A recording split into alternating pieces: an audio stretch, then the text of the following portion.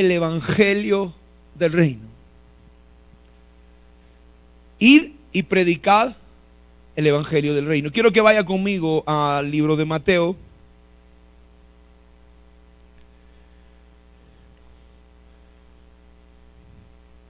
Capítulo 10, versículo 5. ¿Para qué los preparó? ¿Para qué los instruyó Jesús a sus discípulos? Para que perdieran el tiempo. ¿Cuál fue la razón? Porque Jesús reunió a los 12, los instruyó. ¿Para qué los instruyó? ¿Para qué usted está aquí? ¿Para qué el Señor Jesús lo salvó a usted? ¿Qué razón tuvo el Señor de salvarte a ti? Aquí está la información acerca del mensaje de Jesús. La razón por qué el Señor tomó a estas personas, las entrenó, las capacitó, las educó con una sola razón. Vamos a leer desde el versículo 5 en adelante. Todos juntos pueden leer en la pantalla o sus Biblias. Vamos a leer a la voz de 3, a la 1, a las 2 y a las 3. Léalo fuerte. Vamos, hermano, con ánimo, porque usted parece que está ayunando. Todos a voz fuerte. 1, 2 y 3, léalo fuerte.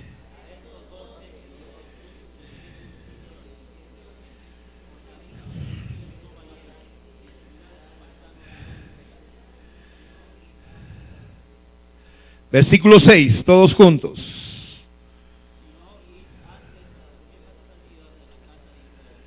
7.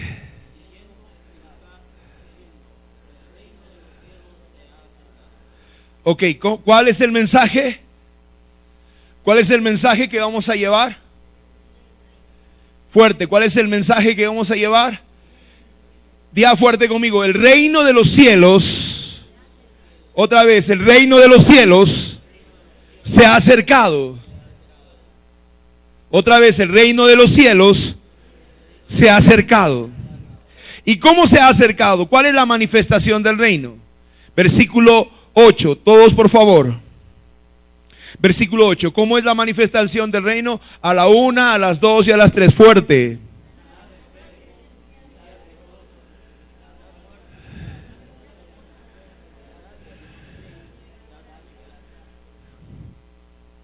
Esa es la manifestación del reino. Y fíjese, este mes vamos a hablar de este tema, se llama Conociendo el Reino. Se predicar el evangelio del reino. Diga, el evangelio del reino. ¿Desde cuándo se comenzó a predicar el evangelio del reino? ¿Desde cuándo se comenzó a predicar el evangelio del reino, Miki? Muy bien. ¿Cuándo comenzó a predicarse este evangelio? Pamela. ¿En el huerto del Edén? ¿En el huerto del Edén había que echar fuera demonios o no?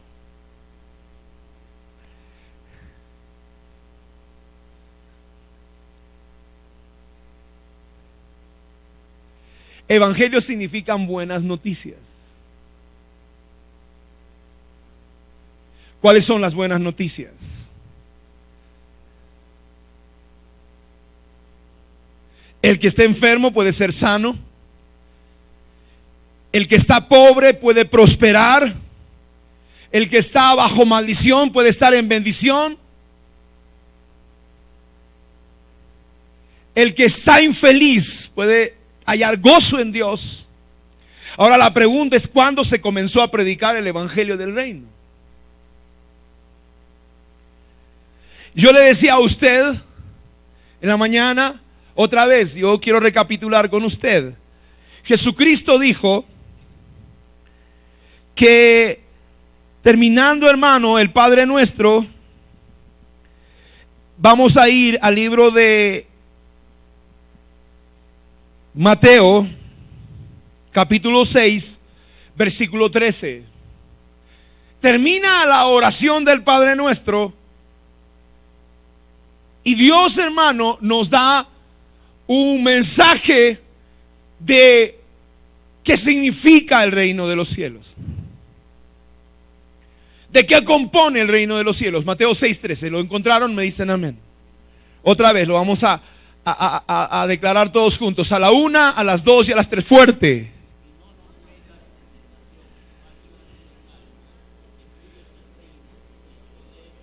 Otra vez, diga, porque tuyo es el reino. Fuerte, tuyo es el reino, tuyo es el poder y tuya la gloria. Cuando hablamos de reino, tenemos que darnos cuenta que un reino, el reino de Dios es gobierno de Dios. Ahora, para que el gobierno de Dios se pueda implantar en un lugar, necesita de poder. Para que el gobierno peruano pueda desarrollarse, necesita del poder, de fuerza. La policía, el ejército es la fuerza, es el poder que hace que se cumpla este gobierno. Y hermano, le decía a la iglesia en la mañana que el reino de los cielos tiene que, cuando tú estás en el reino, porque si tú estás en la religión, esto no va a pasar contigo.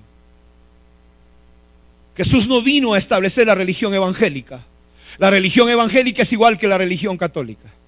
Dice la palabra, el mensaje de Jesús fue: id y predicad el evangelio del reino. Él no predicó una religión, él predicó el reino de los cielos. Y el mensaje de Dios es que el reino de los cielos, cuando tú estás en el reino, se va a manifestar poder.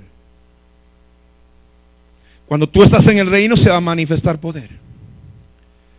Cuando tú estás en el reino, va a venir poder para sanar, poder para liberar, poder para resucitar muertos, poder para echar fuera demonios, poder, hermano, para hacer milagros. Y cuando tú estás en el reino y cuando se manifiesta el poder, entonces vas a vivir bajo una atmósfera. La atmósfera es la gloria de Dios, la atmósfera es la presencia de Dios, y en esa atmósfera tú puedes operar.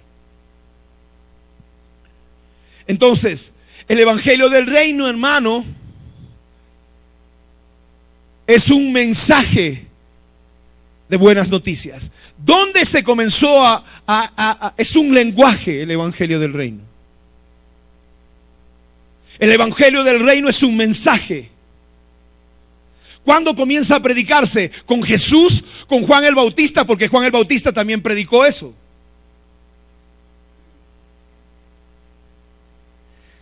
¿Cuándo comenzó a predicarse este evangelio? Hermano, la palabra de Dios dice que que Dios le predicó a Abraham este evangelio. ¿Sabía usted? Dice la palabra, hermano, que Dios le predicó, hermano, a Abraham este evangelio. Vaya conmigo al libro de Génesis. Y usted se va a dar cuenta que Dios le dijo al hombre.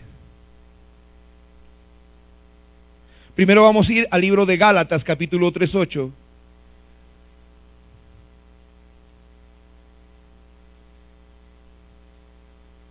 ¿Qué dijimos que era evangelio? ¿Qué significaba la palabra evangelio? Viene una palabra griega que significa evangelión. ¿Qué significa evangelión? ¿Qué significa evangelión? Buenas nuevas, buenas noticias. Diga buenas nuevas. Diga evangelio significan buenas nuevas. Evangelio significan buenas noticias. Y vamos a ir a Gálatas capítulo 3 versículo 8. ¿Qué dice? Gálatas 3:8.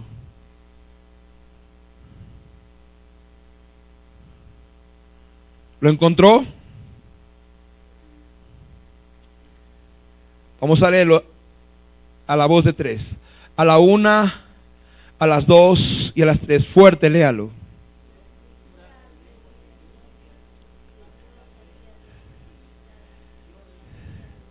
Dio de antemano, ¿qué cosa? ¿Qué cosa dio de antemano? Fuerte, dígalo. ¿Qué cosa dio de antemano? Diga el evangelio. Diga el evangelio. ¿A quién le dio el evangelio? ¿Qué le dijo?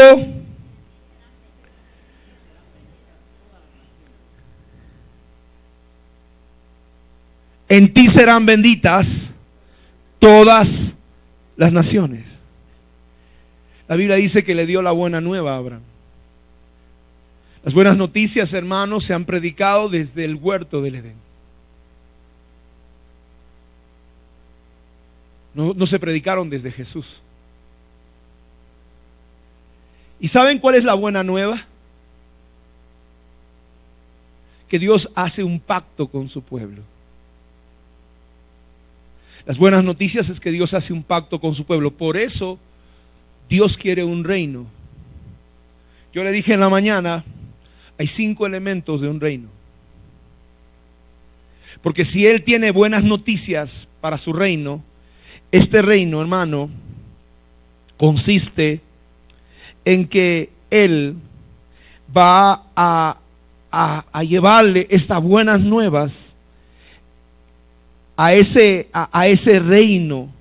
Y ese reino, dijimos, en primer lugar está compuesto, en primer lugar, ¿qué es lo que tiene ese reino?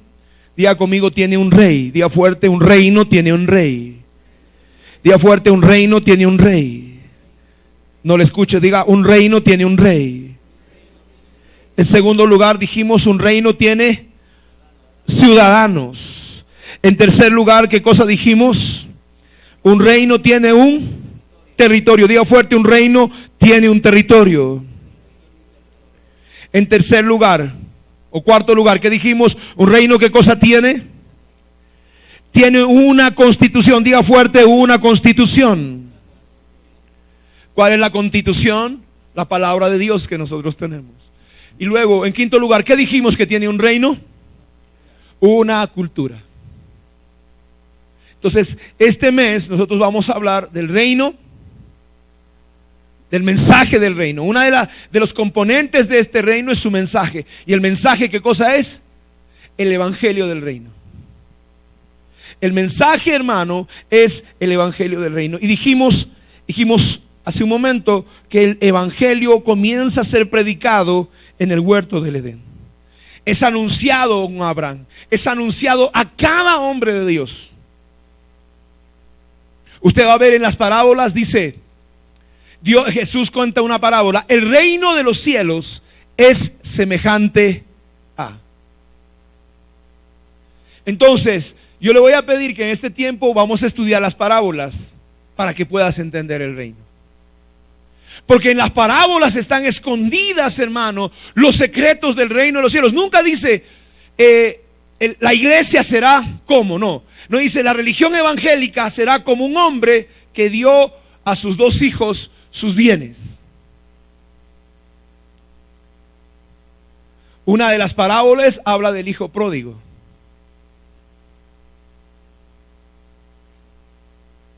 Y la Biblia nos habla de que, fíjense, volvamos otra vez al libro de Mateo 10. ¿A quién tenían que predicar?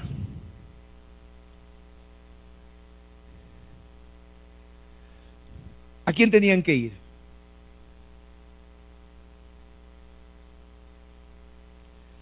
¿Para quién es este mensaje? Vamos a ir al versículo 6. Versículo 6, todos juntos vamos a leer este pasaje. A la 1, a las 2 y a las 3. Léalo fuerte.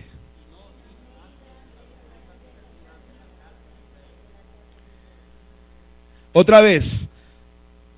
A la 1, a las 2 y a las 3.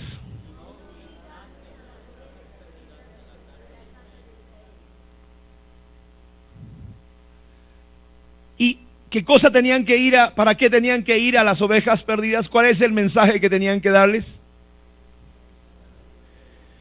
¿Qué tenían que predicarles? Que el reino de los cielos se ha acercado. ¿Por qué está conectado profundamente? Vamos a ver ahora una parábola del reino. ¿Está bien? Vamos a Lucas capítulo 15,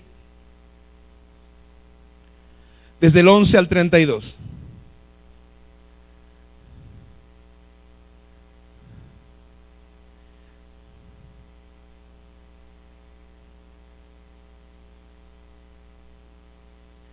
Lucas capítulo 15.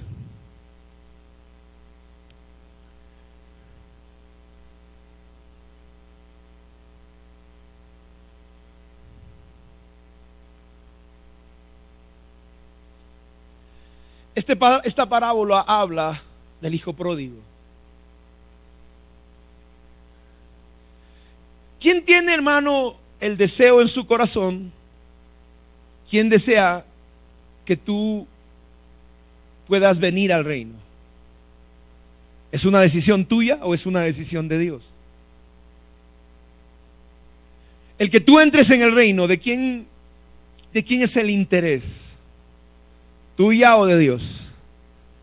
De los dos. Porque tú tienes que tomar una decisión. Dice la parábola del Señor, vamos a leerla. Antes de esto, yo le decía a la iglesia en la mañana que tenemos que hacer una distinción. Los que han estado en la mañana han aprendido que una cosa es el reino de Dios y otra cosa es el reino de los cielos. Usted va a encontrar en la Biblia estas dos expresiones. ¿Cuál es la diferencia entre el reino de Dios y el reino de los cielos? Has estado en el culto de la mañana.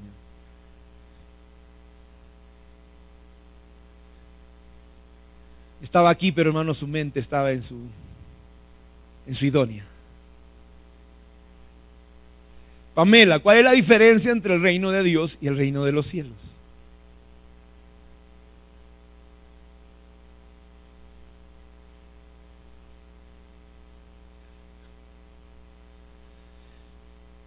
Muy bien, el reino de los cielos, la Biblia, usted va a encontrar en la Biblia estos dos términos, no son lo mismo. Diga reino de los cielos.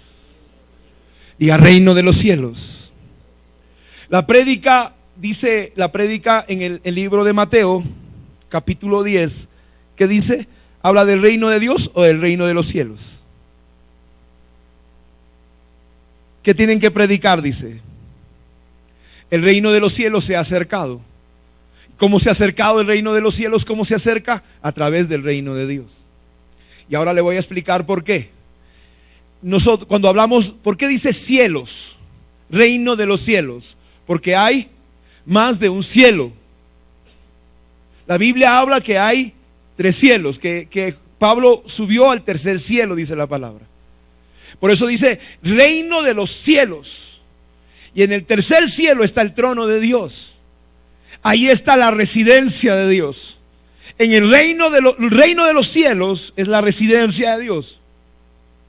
Tal vez podamos decir física, pero Él, hermano, llena toda la creación.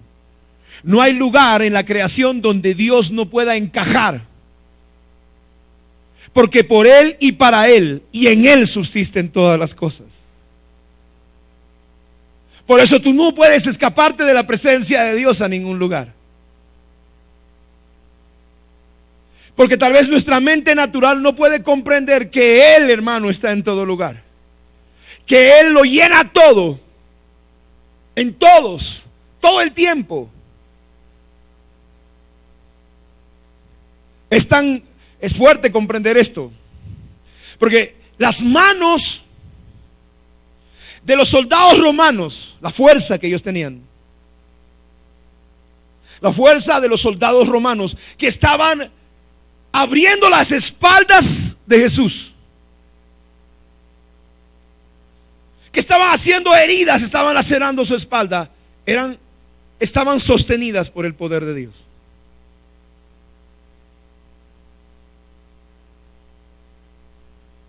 Su poder, su gloria, su presencia lo sostiene todo, sostiene los infiernos. Yo no sé por qué el diablo se pone salsa con Dios. Porque es ignorante, debe ser, ¿no? Porque su infierno se sostiene por el poder de Dios, ¿me entiende? Él no lo cree, pero se lo comunicamos esta mañana. Que deje de ponerse sabroso con Dios, porque le puede ir mal. ¿Cómo puedes comprender que el infierno es sostenido por el poder de Dios?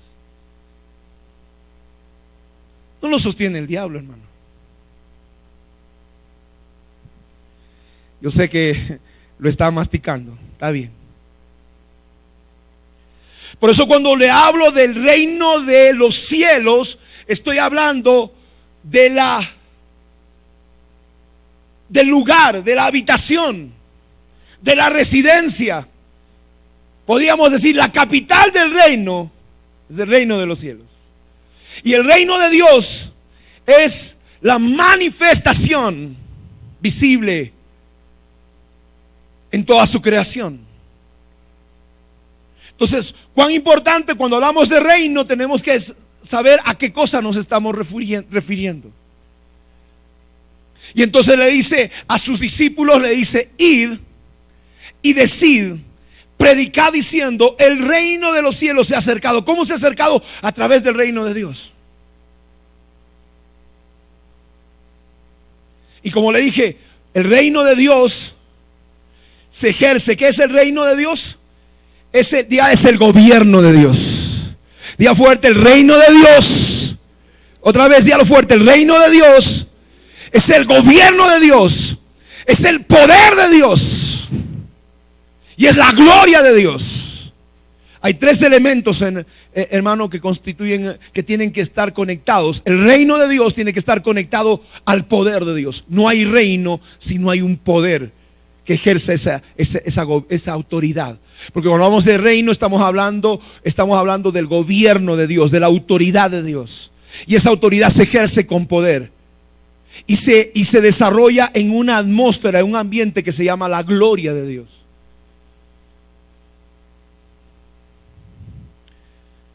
Entonces nosotros debemos darnos cuenta que Dios,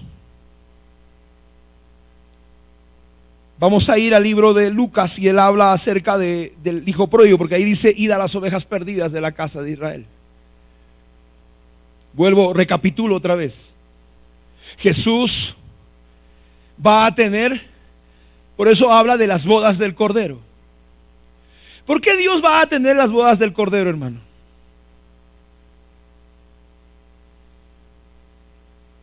¿Por qué Dios quiere casarse? Porque si hay unas bodas, es un matrimonio. Y dicen que la iglesia es la novia. ¿Sabía eso o no? Si usted no estudia, usted me mira, hermano, como si estuviera hablando chino. Por eso tiene que estudiar la palabra. Los viernes ahí usted tiene que entrenarse, estudie la palabra. Porque esta iglesia no es una iglesia, hermano, de kinder, donde le van a dar leche. Esta iglesia lo va a hacer crecer a punta de, no chicharrón, sino de bistec. ¿Por qué quiere casarse Dios? ¿Por qué va a haber un matrimonio? ¿Por qué va a haber un pacto? ¿Por qué? Tiene que haber una respuesta. ¿No se ha preguntado usted? Usted escucha así, sí, las bodas del Cordero, pero ¿y qué? Va a haber el rapto y nos vamos a ir a las bodas. ¿Pero por qué va a casarse? ¿Que no estamos en pacto con Dios? Por esta misma razón, esta parábola habla de esa razón. Vamos a ir a Lucas capítulo 15 y les da esta parábola y dice: también dijo que el hombre tenía 2 hijos. Y el menor de ellos dijo a su padre: Padre, dame la parte que los bienes me corresponde. ¿Y qué hizo el Señor? Dice la palabra. ¿Y qué hizo Dios? Y le repartió los bienes. Día fuerte, le repartió los bienes. No muchos días después, juntándolo todo, el hijo menor se fue lejos a una provincia apartada y ahí desperdició sus bienes viviendo perdidamente. Cuando todo lo hubo malgastado, vino una gran hambre en aquella provincia y comenzó a faltarle. Y se fue y se arrimó a uno de los ciudadanos de aquella tierra, el cual envió a su hacienda para que apacentase cerdos. Y deseaba llenar su vientre de las algarrobas que comían los cerdos, pero nadie le daba. Y volviendo en sí dijo: ¿cuántos jornaleros en la casa de mi padre tienen abundancia de pan y yo aquí perezco de hambre? Me levantaré, iré a mi padre y le diré: Padre, pecado contra ti y contra el cielo, ya no soy digno de ser llamado tu hijo, hazme como uno de tus jornaleros. Y levantándose vino a su padre, y cuando aún estaba lejos lo vio su padre, y fue movido a misericordia, y corrió y se echó sobre su cuello y le besó. El hijo le dijo: Padre, pecado contra el cielo y contra ti, ya no soy digno de ser llamado tu hijo. Pero el padre dijo a sus siervos: sacad el mejor vestido, vestidle y poned un anillo en su mano y calzado en sus pies. Traed el becerro gordo y matadlo, y comamos y hagamos fiesta, porque este es mi hijo, muerto era y ha revivido, se había perdido y es hallado. Y comenzó a regocijarse. Su hijo mayor estaba en el campo cuando vino, y llegó cerca de la casa, oyó la música y las danzas, y llamando a uno de los criados le preguntó qué era aquello. Y él le dijo: tu hermano ha venido y tu padre ha hecho matar el becerro gordo por haberte recibido bueno y sano. Entonces se enojó y no quería entrar. Salió por tanto su padre y le dijo: por favor, entra. Le rogaba, dice, ¿no? Mas él respondiendo le dijo: Padre, aquí tantos años te sirvo, no habiéndote desobedecido jamás. Wow, el tipo era obediente, hermano. Y nunca me has dado ni un cabrito para gozarme con mis amigos. Pero cuando vino este hijo sin vergüenza tuyo, se ha consumido tus bienes con rameras, ha hecho matar el becerro gordo. Y entonces le dijo: tú siempre estás conmigo y todas mis cosas son tuyas. Mas era necesario hacer fiesta y regocijarnos, porque tu hermano era muerto, ha revivido, y se había perdido y es hallado. Hermano, ¿a quién le repartió los bienes el padre? ¿Al hijo mayor o al hijo menor? ¿Al hijo mayor o al hijo menor? ¿Ah? ¿Al hijo mayor o al hijo menor? ¿Al menor? La Biblia dice, vaya al versículo 12. ¿Qué dice la palabra? ¿Quién le repartió los bienes? Léalo bien, lea todos el versículo 12, léalo fuerte. Por eso se jala, hermano. ¿A quién le repartió los bienes? Léala, no me mire, no adivine, se va a ir al infierno. La última parte del versículo 12 que dice: ¿a quién le repartió los bienes? Les dio a los dos. ¿Y por qué el mayor dice: a mí no me has dado ni un cabrito? Día por Pinocho, día así. Hermano, esta es la historia del pueblo de Dios. No de Israel, del pueblo de Dios. Y el hijo menor somos nosotros, llamados también las ovejas perdidas de la casa de Israel. Dios, hermano, ha venido a restaurar su reino. Porque cuando tú ves en la Biblia, Jesús, tú lo conoces como Salvador, pero eso es un término católico. El término verdadero para el Mesías es el Rey.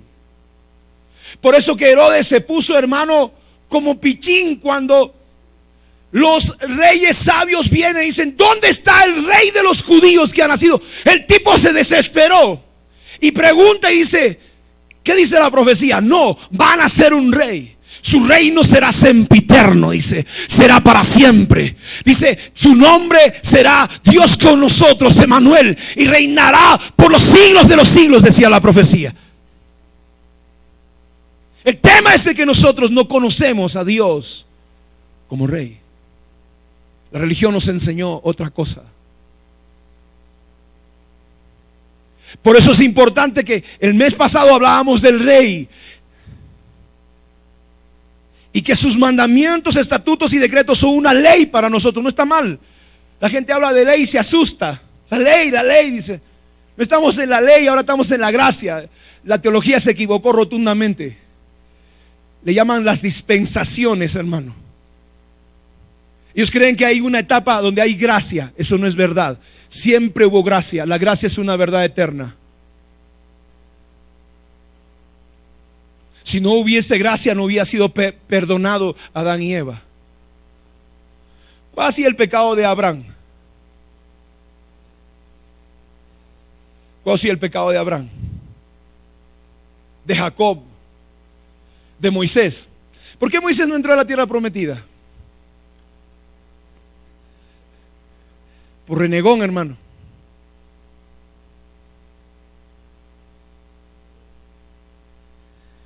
Sabe que la gracia de Dios existió para quien quiso arrepentimiento, volverse a Dios. Entonces, cuando tú vas a la teología, te hablan de la dispensación de la gracia, la dispensación de la ley, y han separado este caminar teológicamente. Eso no dice la palabra en ningún momento. El problema es que no han querido aceptar la Torah y se han apartado totalmente, hermano, de la palabra de Dios. Y han querido dar una respuesta teológica a una verdad eterna. Y dice la palabra que esta parábola no la inventó Jesús, esta parábola la contaban los rabinos. Jesús era un rabino. La gente dice, no, era un carpintero. No, la palabra carpintero constructor es la persona que edifica, la persona que soluciona los temas muy intrincados. Entonces la traducción del hebreo al griego y del griego al castellano le llaman carpintero. Jesús no hacía mesas y sillas. Jesús era un conocedor de la Torah. Y Jesús cuenta esta historia porque esta historia habla de que Dios está juntando a sus dos pueblos. Está juntando al hijo mayor que se quedó en la casa. ¿Saben quién es el hijo mayor? El hijo mayor es Israel en este momento. Y en Israel, ¿y saben quién se quedó en Israel? Fue Judá. Por eso le llaman judíos, porque vienen de la tribu de Judá.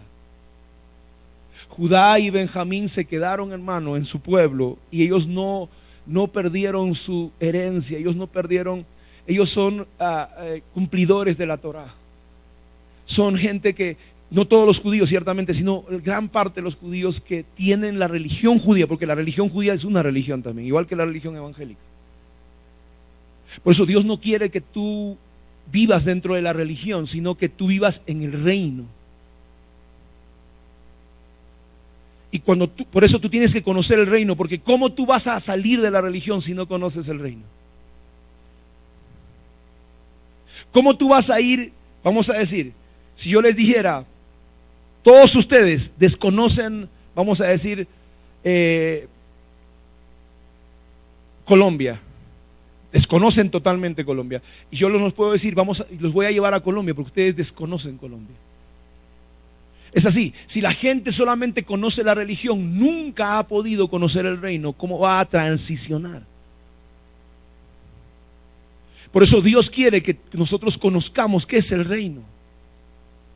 ¿Yo vivo en el reino? Si yo vivo en el reino, yo le dije hace un momento, hermano, si yo vivo en el reino, yo tengo que vivir con el poder del reino y vivir en la atmósfera de ese reino que es la gloria de Dios. Si no, entonces estamos viviendo solamente en la religión. Entonces, la Biblia dice que el hijo mayor, hermano, es Israel. Perdón, es Judá. Judá y Benjamín se quedaron en Israel. Y las 10 tribus, porque esto era el reino, porque hay una palabra profética. ¿Por qué le llaman el reino? Porque hay una palabra sobre David. Uno de los nombres de Jesús es el hijo de David. Y Dios le prometió a David, le dijo, tu reino será para siempre. Yo estableceré tu reino y nunca tendrá fin, le dijo así. La palabra profética fue sobre David, tu reino será para siempre y tu reino no tendrá fin. Estaba hablando proféticamente de Jesús. Por eso se le llama a Jesús el hijo de David. Por 3 motivos, hermano. La primera, porque era descendiente legal, hermano, del trono. Porque tú no puedes ser rey si tú no naces en el reino. ¿Cómo se llaman los hijos del rey? Príncipes. Y los hijos del rey por derecho tienen, hermano, la herencia de ser reyes. Por eso la Biblia dice que Dios nos hizo reyes y y sacerdotes para Dios. Jesús, hermano, por línea genética, es heredero del trono. Jesús es heredero del trono por una palabra profética. Y Jesús es heredero del trono, hermano, porque en la cruz del Calvario Él se hizo rey. La canción dice que la corona de espinas Él aceptó ser rey por siempre. Yo le dije que Herodes se puso desesperado porque quería matarlo. Satanás piensa que es el rey de las tinieblas. Y todo rey, hermano, cuando escucha el nombre de Jesús se asusta porque siente que va a ser desplazado. Por eso cuán importante es que tú sepas dónde vives, porque tú sabes dónde vives, vas a saber tus derechos. Si tú fueras un príncipe y tienes mucha herencia, tu padre es rico, ¿vivirías debajo de un puente arrastrando tu costalillo? ¿Por qué no vivirías así? Y si estás viviendo así y alguien te encuentra, te dice: Karim, ¿qué te pasa? ¿Cómo vas a vivir arrastrando tu costalillo? Tú tienes una herencia, tú tienes un padre. Por eso tú tienes que conocer quién tú eres y cuál es la herencia que tienes para tener una vida de victoria y una vida poderosa en Dios. Hermano, el conocimiento es poder realmente. Pero si tú vives en la religión evangélica, donde tú piensas que eres una oveja machucada, una cucaracha aplastada de Israel, tú nunca vas a poder ejercer tus derechos. Y no te lo mereces. Tú naciste así. Por eso el hijo pródigo, ¿qué cosa le dice a su papá? No me des nada, castígame. A veces, hermano, cuando uno es orgulloso es así. No sé si le ha pasado. Señor, yo no merezco nada, ya mátame, cháncame, hazme dormir allí con los chanchos, Señor. ¿Cuál fue la actitud de Dios? Fíjate, cuando tú eres hijo de Dios, hay una relación que no cambia. Si tu hijo se porta mal, deja de ser tu hijo. Si tu hijo te desobedece, deja de ser tu hijo. Si tu hijo te niega, deja de ser tu hijo.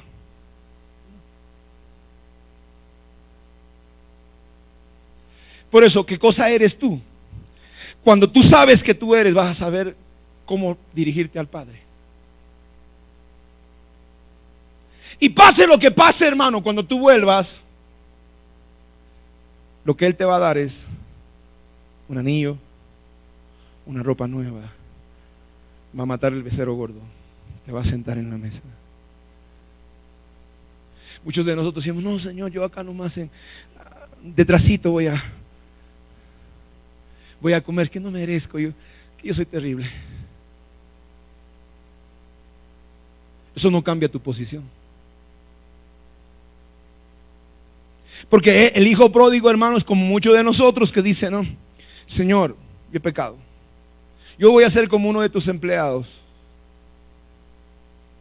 El problema es que Dios no es como nosotros, ¿no? Ahora vas a ver, ya sin vergüenza te fregaste, ahora me la vas a pagar. Dios no es negativo. Hay veces nosotros, hermano, por un error de una persona invalidamos toda su vida. Pero Dios nunca invalida, por una equivocación tuya no invalida toda tu vida.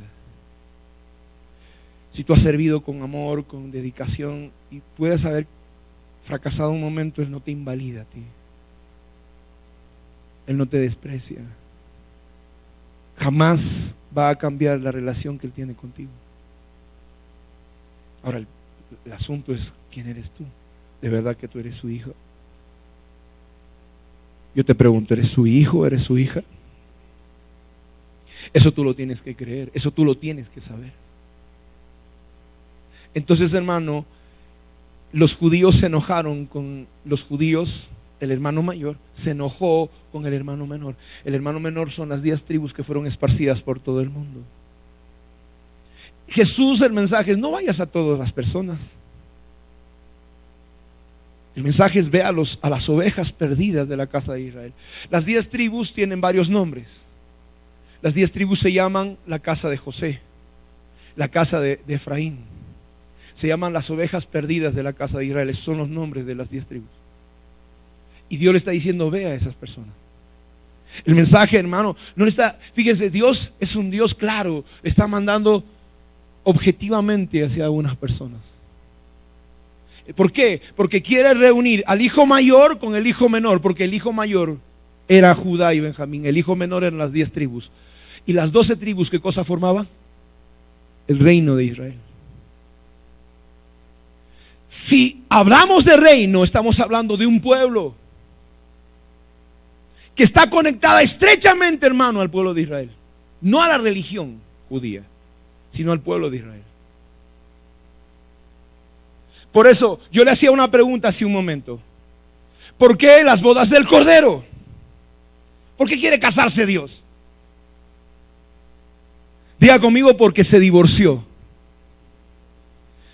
Diga, levante su mano, diga: Dios quiere casarse. Diga fuerte: Dios quiere casarse con su novia porque se divorció de ella. ¿Sabe que Dios se divorció?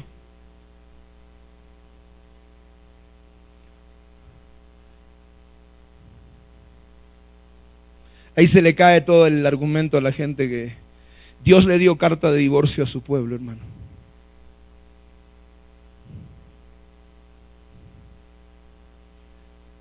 Dice la palabra del Señor: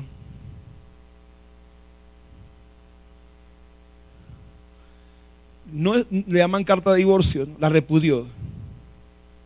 Repudiar se llama. Ahora, vaya a Jeremías capítulo 3, versículo 8.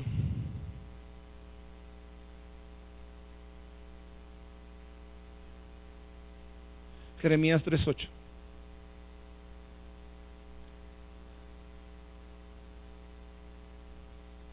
Pastor, pero ¿cómo usted va a decir eso? Pero lea la Biblia usted, no me cuestione a mí. Si usted no sabe, no me cuestione. ¿Qué dice la Biblia en Jeremías 3:8? Léalo todos, por favor. Vamos a leerlo a la voz de 3.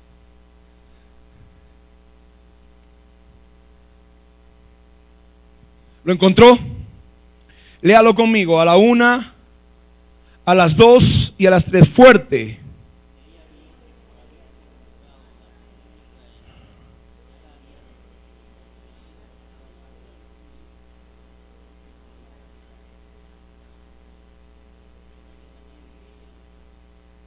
Vamos a leer desde el versículo 1, 2 y 3. Fuerte, vamos a leer. Vamos a leer el versículo 1, Jeremías 3, 1, 2 y 3. Todos juntos. A la 1, a las 2 y a las 3. Versículo 1. Perdón. Jeremías capítulo 3, versículo 6. Vamos otra vez. 1, 2 y 3. Jeremías 3, 6.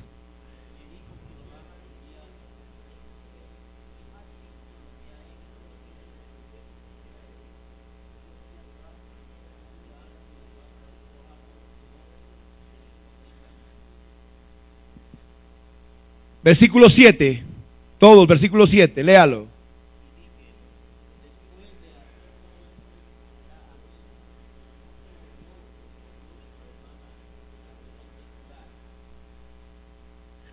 El versículo 8, ¿qué dice?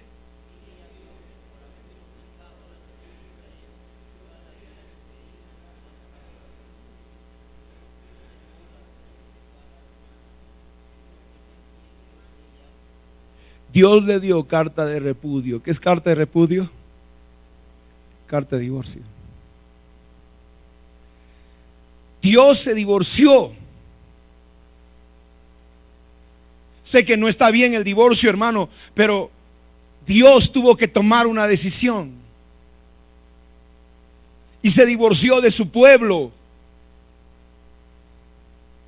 Por eso es que vienen las bodas del Cordero, para volver a casarse con su pueblo, no con la iglesia evangélica. Pero él no podía casarse con su pueblo. Porque, hermano, mientras tú estás vivo y tú te divorcias de alguien, la ley dice que mientras tú estás vivo y ella está viva, tú no vuelves a volver a casarte, porque dice envileces a esa persona. Cuando le das carta de divorcio, dice uno de ellos tenía que morir y el otro podía casarse entonces. Entonces Jesús viene a la cruz del Calvario y muere para tener el derecho de volver a casarse con su pueblo. Las bodas del Cordero, hermano, se va a celebrar un nuevo pacto entre Dios y su pueblo. Entre Dios y su reino. Por eso la gente cuando no sabe, dice, vamos a ir a las bodas, vamos a ir en el rapto y nos vamos a las bodas del Cordero. Y ellos no saben por qué va a haber bodas. Va a haber bodas porque hoy Dios se divorció de su pueblo. Hoy está divorciado, no solamente de Israel, sino dice que Judá, su hermana, hizo lo mismo. Y yo le di carta de repudio. Yo tenía pacto con ella, pero me ha apartado. Entonces, por eso es que hoy, hermano, la gente, nosotros esperamos las bodas del Cordero, porque habrá un pacto eterno con el Rey. Esther es un símbolo maravilloso. Hadassah es una representación hermosa, hermano, de esas bodas. Porque Hadassah no estaba prevista, hermano, casarse con el rey. Y el pueblo, nosotros, las ovejas perdidas de la casa de Israel, éramos las campesinas, que luego nos dimos cuenta, Ehai, el eunuco, es el tipo del Espíritu Santo. Por eso que Esther dice, todas las demás princesas decían, ay, qué lindo, este collar me gusta, estas perlas, estas joyas. ¿Y qué cosa le dijo Esther a Hegai? ¿Sabe qué le dice? Esther le dice, ¿qué le gusta al rey? Yo me voy a poner lo que a él le gusta. Su pensamiento diferente. Y su pueblo nuevo, su pueblo, hermano, que está siendo comprado por su sangre, su pueblo que está siendo injertado, las ovejas perdidas de la casa de Israel, que están viniendo de todos los confines de la tierra, Dios le está dando un corazón para decir qué le agrada a Dios. No a mí, qué le agrada, para yo agradarle a Él. Entonces, cuando nosotros desconocemos la palabra, por eso es tan importante que usted sepa por qué Él habla de un reino. La razón fundamental, porque tú y yo necesitamos ser introducidos en ese reino. Le decía en la mañana algo que lo tocamos por encima, lo de Nicodemo. Y Dios le dice a Nicodemo, Jesús le dice a Nicodemo, no le dice vas a ser salvado, vas a recibir a Cristo en tu corazón. Nicodemo le pregunta, vaya conmigo a Juan capítulo 3. Mire lo que dice la palabra. Nicodemo le pregunta a Jesús.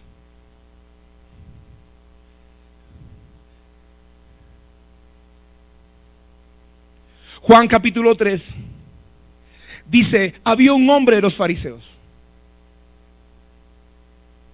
¿Es malo ser fariseo, hermano? ¿Cuánto le gustaría ser fariseo? Amén, una sola persona. A mí también me gustaría ser fariseo. Hermano, decirte fariseo es un conocedor de la palabra. La gente lo ha relacionado mal. Piensan que el fariseo es un hipócrita.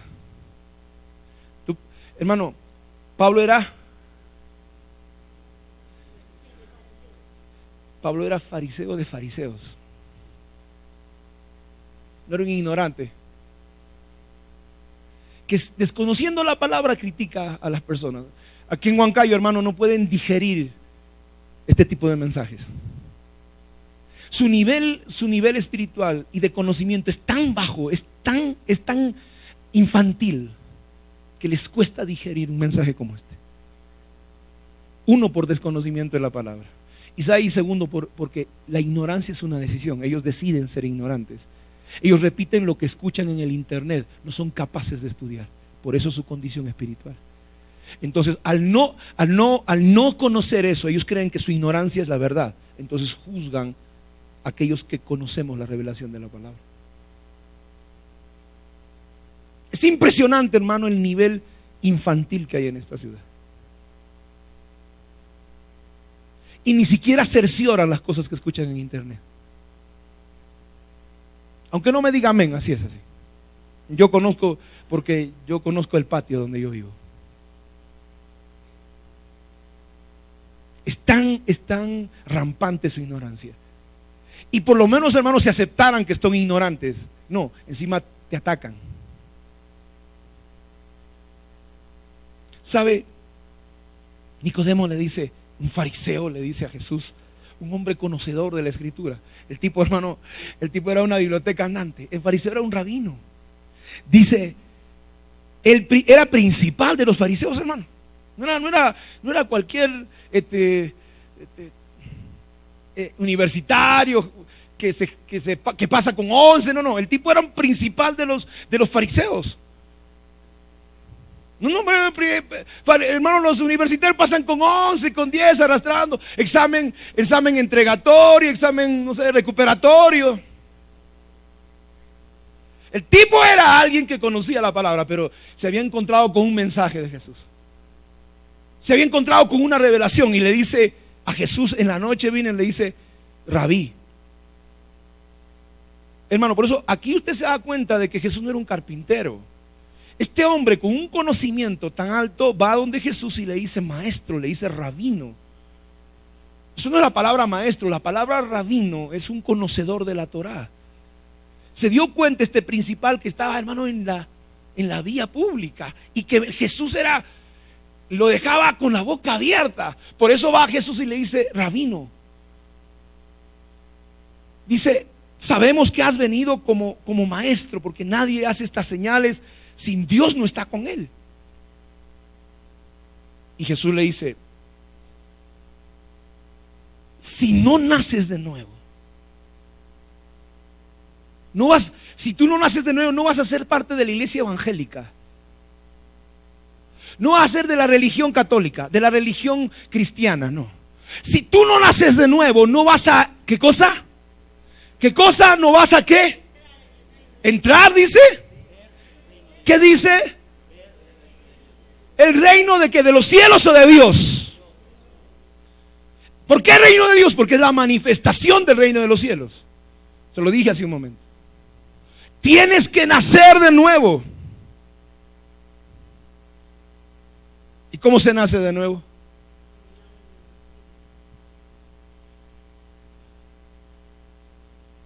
No. Nacer de nuevo tiene un proceso. Nacer del agua y del espíritu te dan acceso a otra cosa.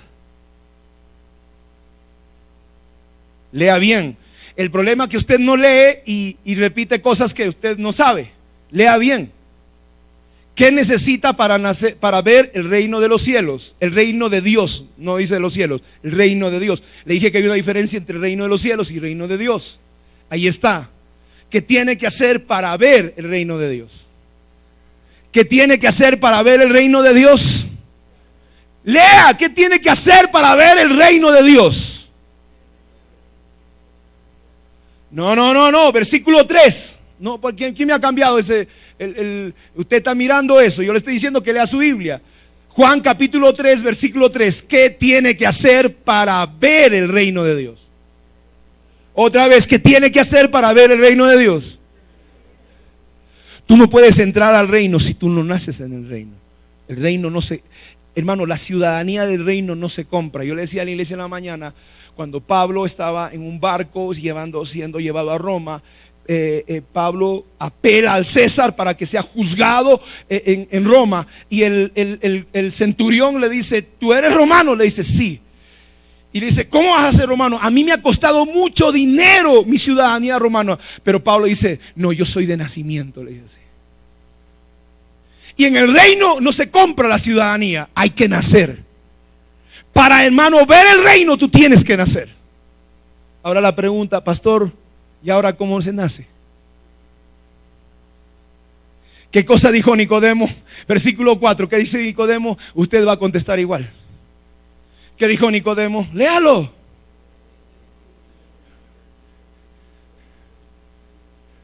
Encima soy gordo, pastor, ¿cómo voy a entrar? Pucha, mi pobre mamá, lo reviento. ¿Cómo nazco en el reino de los cielos? En el reino de Dios, ¿cómo nazco? No. Nacer del agua y del espíritu te da otro acceso.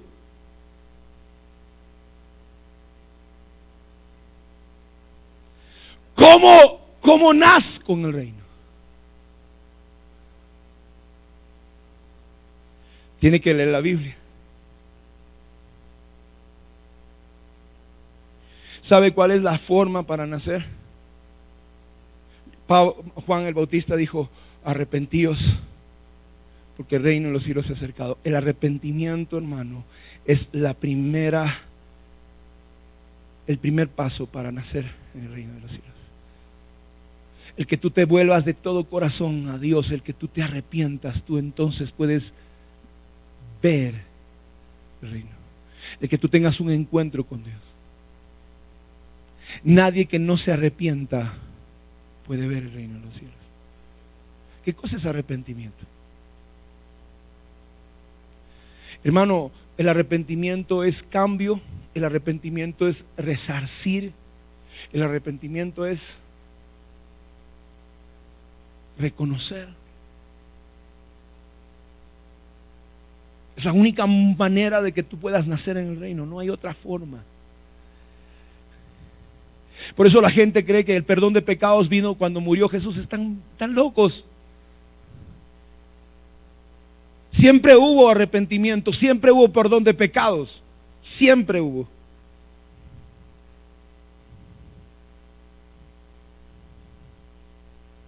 Entonces, por ahí comienzas, por ahí tú puedes ver el reino.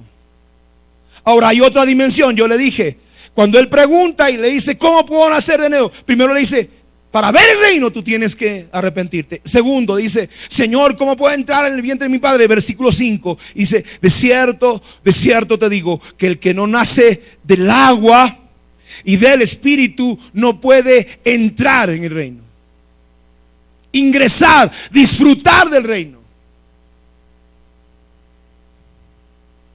Nacer del agua tiene dos connotaciones. Una connotación natural: tú tienes que ser una persona, un ser humano que nace de un hombre y de una mujer, porque el bebé vive los 9 meses en agua. Naces del agua, sales por un conducto a una realidad, a una dimensión, en el ambiente natural. Tienes que nacer como un ser humano. Yo le hablaba de los híbridos que hasta el día de hoy existen. La pregunta era porque en el diluvio, hermanos, se habían ahogado los gigantes, que eran hijos de los demonios mezclados con seres humanos. Y ellos eran gigantes. Y después, hermano, Josué los encuentra en la tierra prometida otra vez a los gigantes.